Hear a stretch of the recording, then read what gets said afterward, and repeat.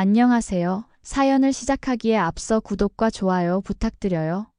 감사합니다. 사연 시작해 볼게요. 안녕하세요. 전 어릴 적 아빠가 일찍 돌아가셨어요. 아빠의 얼굴도 잘 기억하지 못해요. 그래서 엄마가 혼자서 저와 동생들을 키우셨어요. 특별한 기술이나 재주가 없으셨던 엄마는 식당 일을 전전하시며 우리 삼남매를 키우셨죠. 그래도 엄마는 늘 우리를 똑같이 사랑해 주셨고 최선을 다해 키워주셨어요. 하지만 날이 갈수록 엄마의 건강은 좋지 않았어요.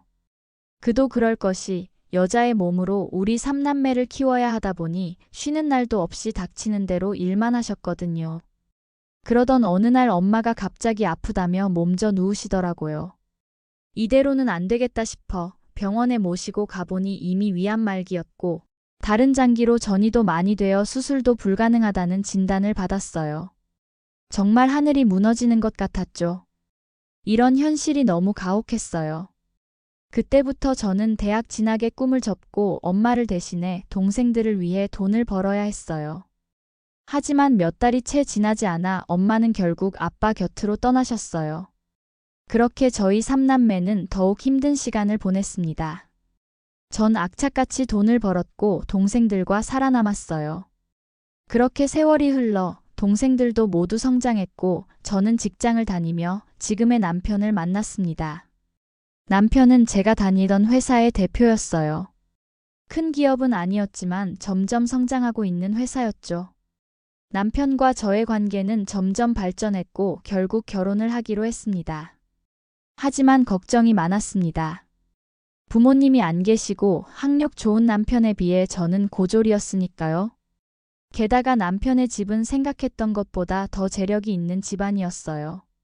그에 비해 전 정말 생계를 위해 열심히 일하면서 살아왔거든요. 그런데 의외로 시어머님은 저를 너무나도 환영해 주셨습니다. 그렇게 저희는 축복 속에서 결혼을 할 수 있었어요. 결혼 후 시어머님은 친엄마가 안 계신 저에게 또 다른 어머니가 되어주셨습니다. 정말 많이 예뻐해 주셨어요. 저도 시어머님께 많이 의지했습니다. 그런 마음을 아셨는지 시어머님은 정말 잘해주셨어요. 누가 보면 친어머니와 딸 같았을 거예요. 시집살이는커녕 시어머님은 제게 맛있는 음식을 해주시는 것을 좋아하셨고 가끔 같이 쇼핑도 하고 장도 보며 데이트도 했습니다. 그런 시간들이 너무 좋았어요. 그때의 엄마와는 할 수 없었던 걸 모두 어머님이 해주셨거든요. 그저 감사하고 또 감사했죠. 부족하기만 한 저를 딸처럼 예뻐해 주셨으니까요. 남편에게는 남동생이 있어요. 제게는 시동생이죠. 시동생도 결혼을 했어요. 그런데 동서는 꽤 차가운 성격이었어요. 저에게도 시어머님에게도요. 하지만 지금 생각해보면 시어머님께는 잘 보이려 노력하긴 했던 것 같네요. 제가 시어머님께 예쁨을 받으면 질투하는 모습이 역력했거든요. 형님은 어머님한테 비위 맞추는 게 참 능수능란하시네요. 형님은 어머님한테 잘 보이려고 엄청 노력하시네요. 좀 가식적으로 보여요. 동서는 저를 비웃기도 했지만 그러면서도 자기 역시 어머님께 잘 보이려고 노력했어요. 아마도 우리 어머님의 재산 때문이었겠죠. 그런데 어느 날 어머님이 뭔가 예전 같지 않았어요. 자꾸 깜빡하시고 잊으시고 이상함을 느낀 전 걱정되는 마음으로 시어머님께 같이 병원에 가서 검사를 해보자 했어요. 처음엔 망설이셨지만 어머님도 본인이 좀 다른 걸 느끼셨는지 가자고 하시더라고요. 그렇게 병원에 가서 검사를 받았어요. 결국 알츠하이머 진단을 받으셨어요. 정말 손이 덜덜 떨리더라고요. 하지만 시어머님은 의외로 담담하셨어요. 알츠하이머 진단을 받고 시어머님은 자신이 언제 모든 것을 기억에서 지울지 모른다며 항상 저에게 많은 것들을 알려주셨어요. 아무래도 제가 맏며느리여서였을까요? 시어머님은 안방 드레스룸에 있는 금고 비밀번호를 알려주시며 그 안에 있는 금과 현금, 통장들, 예금들, 땅 문서 등 모든 것을 제게 맡기신다고 하셨습니다. 거기엔 물론 유언장도 함께 있었습니다. 첫째야, 이것들을 잘 보관해두고 있다가 내가 죽으면 원하는 곳에 써도 좋아. 다른 건 다 괜찮지만 널 잊는다는 것이 가장 걱정이구나.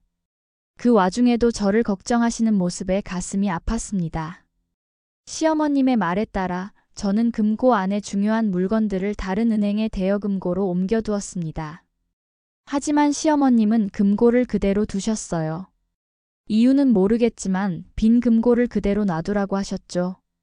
그런데 어디서부터 엿들은 건지 동서가 자꾸 시어머님 방이 드레스룸을 왔다 갔다 하더군요.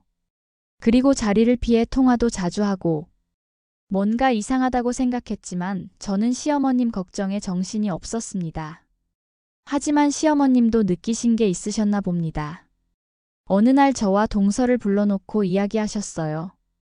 첫째야, 넌 내가 미리 일러둔 것을 잊지 말아라. 그리고 둘째야, 내 드레스룸에 금고가 있단다. 내가 죽으면 그 금고에 있는 것을 잘 보관해 주렴. 그 말을 듣고 의아했습니다. 시어머님이 금고 안에 있는 모든 재산을 제게 맡기셔서 다른 곳으로 옮겨두었는데 왜 동서에게 또 그런 말을 하는 것일까요? 지금도 깜빡깜빡 하시는 건가 싶었습니다. 동서는 흥분하며 돌아갔습니다. 그런 동서의 뒷모습을 보며 시어머님은 웃으시며 말씀하셨어요. 어휴, 저번에 금고만 호시탐탐 노리던데 금고 보고 놀라 자빠지는 낯짝을 못 봐서 아쉽네. 그때서야 시어머님도 동서의 속셈을 눈치채셨다는 것을 알게 되었습니다. 시간이 지날수록 시어머님은 점점 더 기억을 잃어가셨습니다. 그러던 어느 날 시어머님이 저에게 중요한 이야기를 하셨습니다. 미선아, 둘째 며느리가 아무래도 이상해. 내 금고를 욕심내는 건 저 아이가 워낙 돈을 탐하니 그런 거라고 생각했는데 자꾸 남자와 통화를 하는데 아무래도 다른 남자가 있는 것 같다. 내가 자꾸 깜빡하니 네가 꼭 알고 있어야 해. 시어머님의 말씀에 저는 충격을 받았습니다. 동서가 시어머님의 재산을 노리는 것은 어느 정도 예상했지만 불륜까지 의심된다니요. 어떻게 아셨어요, 어머님? 내가 몸은 늙었어도 눈과 귀는 아직 멀쩡하단다. 며칠 전에 화장실에 있는데 저 아이가 전화하는 소리가 들리더구나. 오빠, 걱정 마. 곧 돈을 손에 넣을 수 있을 거야. 시어머니 머리가 점점 나빠지고 있어. 금고 비밀번호만 알아내면 돼. 이런 말을 하더라고. 시어머님은 침대 옆 서랍에서 작은 녹음기를 꺼내셨습니다. 요즘은 이런 게 좋더구나. 내가 깜빡할까봐 중요한 것은 녹음해 두었어. 녹음기를 틀자 동서의 목소리가 또렷이 들렸습니다. 그래, 오빠. 걱정 마. 금고 비밀번호만 알아내면 돼. 아마 수억은 될 거야. 그럼 우리 둘이 멀리 도망가서 살 수 있어. 남편? 걔는 중요하지 않아. 어차피 돈 보고 한 결혼인데 뭐. 동서의 목소리를 듣고 놀란 내가 시어머님은 말씀하셔서요. 아직은 아무 말도 하지 마라. 때가 올 거야. 내가 다 준비해뒀으니까. 하지만 제 노력이 무색하게도 시어머님은 점점 기력을 잃어가셨습니다. 그리고 추운 겨울날 아침 시어머님은 제 곁을 떠나셨습니다. 마지막 순간까지도 제 손을 꼭 잡고 계셨어요. 장례를 마치고 3일째 되는 날 동서의 태도는 완전히 달라졌습니다. 신이 난 듯이 금고를 열기 위해 금고 전문가까지 불렀습니다. 드디어 금고가 열리는 순간 동서는 신이 난 듯이 금고 안을 들여다보더니 소리를 지르기 시작했습니다. 악! 이게 뭐야? 내 돈 다 어디 있어? 정말 미친 사람처럼 길길이 날뛰는 동서의 모습에 저희 모두 깜짝 놀랐습니다. 금고 안에는 현금도 통장도 금도 없었습니다. 단지 봉투 하나만 놓여 있었지요. 여기 뭐가 있어야 하는데? 어머님이 여기 돈 다 넣어두셨다고 했어. 다 어디 갔어? 남편은 편지를 집어들고 읽기 시작했습니다. 그런 다음 시동생에게 건넸고 시동생도 그것을 읽었습니다. 그 편지를 다 읽기도 전에 동서는 계속해서 소리를 질렀습니다. 뭐야? 이 노망난 노인네가 다 날 속인 거야? 가진 것도 쥐뿔 없으면서. 이거지 같은 집구석. 그 말을 듣자마자 시동생은 분노로 얼굴이 붉어지며 동서의 뺨을 치려고 했습니다. 하지만 제가 더 빨랐습니다. 저는 있는 힘껏 동서의 뺨을 후려치며 소리쳤습니다. 정신 차려. 동서가 어머님한테 해준 게 뭐가 있는데? 그런 말을 해. 그런 말할 자격이 있어? 어머님 돈만 노리고 있던 거 나랑 어머님 진작에 알고 있었어. 그 말을 듣자 시동생은 편지를 동서의 얼굴에 던지며 냉정하게 말했습니다. 당장 이 집에서 꺼져. 이혼 서류 보낼 테니까. 당황한 동서는 편지를 주워 읽기 시작했습니다. 그런데 편지를 읽으면서 동서의 얼굴이 점점 창백해졌습니다. 그러더니 갑자기 소리를 지르기 시작했습니다. 이럴 수 없어. 이건 불공평해. 나도 이 집안의 재산에 권리가 있어. 시동생은 돌아서서 방을 나가려 했습니다. 그런 시동생을 향해 동서는 더 큰 소리로 외쳤습니다. 이혼? 당연히 해야지. 이런 그지 같은 집구석 내가 사양이야. 이 집이나 팔아서 위자료나 준비해. 발길을 멈춘 시동생은 냉정하게 대답했습니다. 위자료? 편지 똑바로 읽어봐. 위자료는 네가 준비해야 할 거야. 그 순간 동서는 편지를 다시 훑어보더니 또 소리를 지르기 시작했습니다. 그리고는 갑자기 편지를 갈기갈기 찢어버렸습니다. 저는 단호하게 말했습니다.